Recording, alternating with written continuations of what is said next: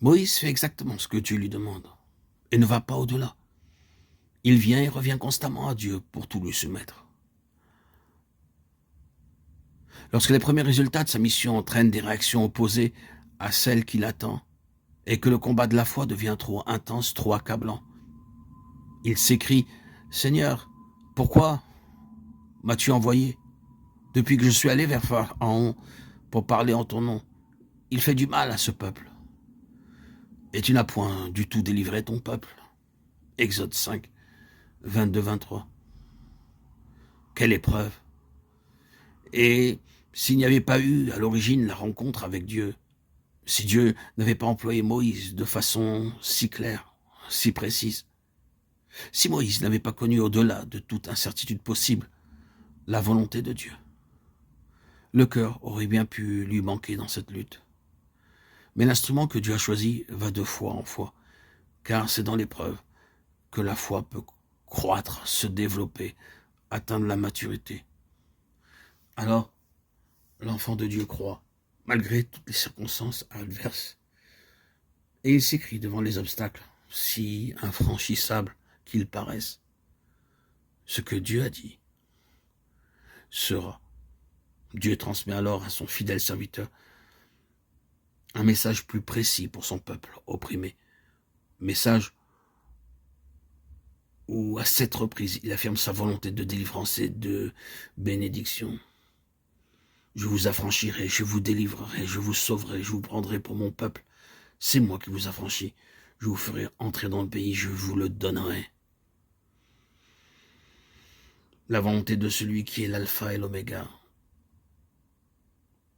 allait s'accomplir, car je suis l'Éternel.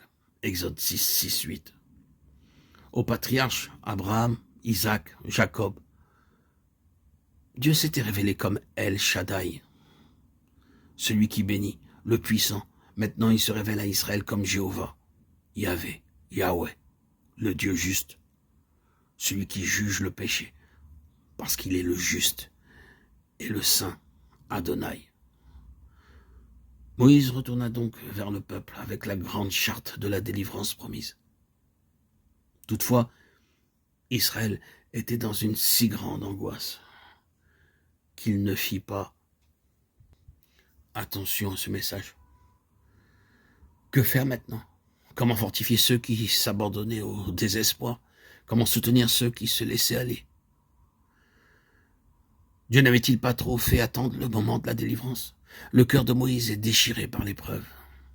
Être envoyé pour sauver et devenir comme l'instrument d'un surcroît d'affliction.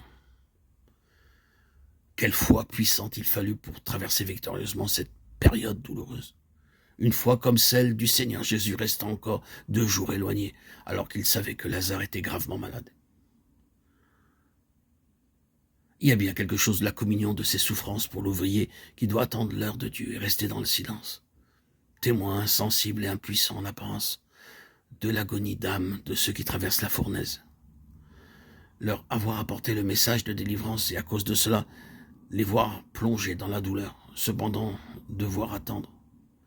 Alors le disciple connaît quelque chose de l'émotion du Seigneur auprès du tombeau de Lazare, même s'il a la parfaite assurance que les affligés entendront la voix ordonnant la sortie du tombeau, signal d'une vie nouvelle en la puissance de sa résurrection.